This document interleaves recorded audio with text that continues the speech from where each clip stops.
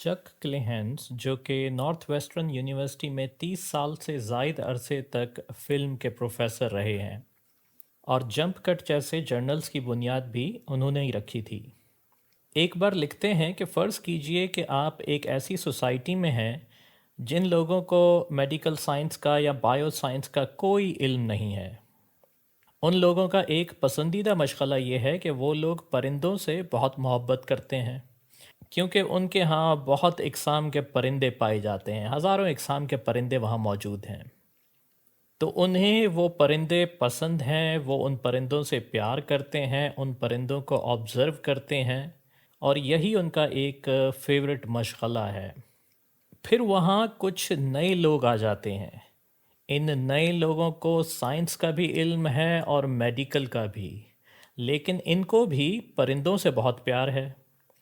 वो कहते हैं कि भाई हम भी तुम्हारे साथ इन परिंदों को देखेंगे, इनको ऑब्ज़र्व करने की कोशिश करेंगे, हमें भी परिंदे बहुत पसंद हैं, हमें भी इनसे बहुत प्यार है।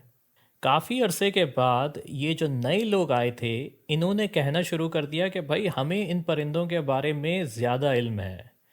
वो तो उन परिंदों की बातें करते हुए ऐसे ऐसे साइंटिफिक वर्ड्स यूज़ करते थे जो उस सोसाइटी के रहने वाले लोगों ने कभी सुने भी नहीं थे।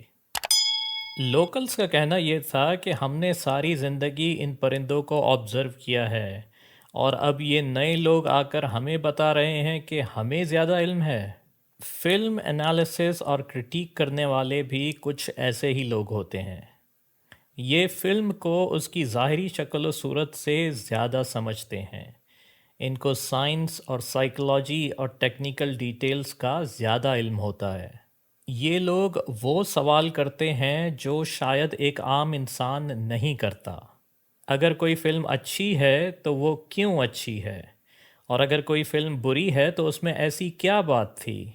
उन छोटी-छोटी बातों की डिटेल्स जो किसी फ़िल्म को अच्छा या बुरा बनाती हैं, ये उसकी खोज निकालने की कोशिश करते हैं। कैमरा तो कोई भी पकड़ लेता है, शूट तो कोई भी कर लेता है। लाखों डॉलर्स के विजुअल इफ़ेक्ट्स तो बहुत सारी फ़िल्मों के अंदर हैं, फिर क्यों कुछ अच्छी हैं और कुछ बुरी? लेकिन एक सवाल ये भी है कि इस तरह का एक्सपर्ट बनने के लिए आखिर हमें करना क्या पड़ेगा? हमें क्या सीखना पड़ेगा? सब्जेक्टिविटी और ऑब्जेक्टिविटी की लाइन हम कहाँ ड्रॉ करेंगे? फ़िल्म के एक्सपर्ट्स फ़िल्म थ्योरी को एक स्पेशलाइज्ड नॉलेज भी कहते हैं। लेकिन ये भी ज़रूरी नहीं है कि हर एक्सपर्ट हमेशा सही ही होगा। फ़र्ज़ कीजिए कि एक डॉक्टर अफ्रीका के जंगलों में कुछ कबायली लोगों के इलाज के लिए जाता है। वहाँ एक मरीज़ बार बार अपने पेट पे हाथ रख रहा है। ये डॉक्टर समझ लेता है कि इसके पेट में तकलीफ़ है, लेकिन ये भी तो हो सकता है कि वो सिर्फ़ यही कह रहा हो कि भाई मुझे भूख लगी है, खाना खिलाओ। तो कहने का मकसद ये कि एक एक्सपर्ट भी गलतियां कर सकता है, वो चीज़ों को गलत समझ सकता है, लेकिन हमें कोशिश ये करनी होगी कि हम जहाँ तक मुमकिन हो दूसरों को समझने की कोशिश करें और चीज़ों के सही नतीजे तक पहुँचें।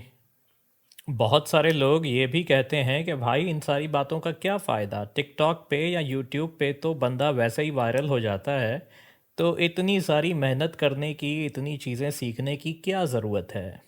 तो बात बिल्कुल ठीक है, आप वायरल भी हो जाएंगे, आप मकबूल भी हो जाएंगे, आप कामयाब भी हो जाएंगे, लेकिन सवाल आप ख़ुद से करें, क्या आपको यही करना है? या बहैसियत इंसान और एक अच्छे आर्टिस्ट के आपको कोई अच्छी बात अच्छे अंदाज में भी लोगों तक पहुंचानी है?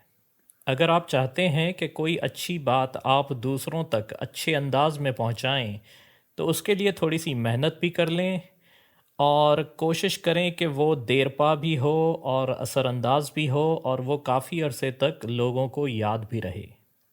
मैं फिर वही कहूँगा कि आप बेशक वो काम करते रहें जिसमें आपका फ़ायदा हो, आपको मज़ा आता हो, आप इंजॉय करते हों, लेकिन कभी कभार कुछ अच्छा भी कर लिया करें। कुछ अच्छा बनाते रहिए। Good luck.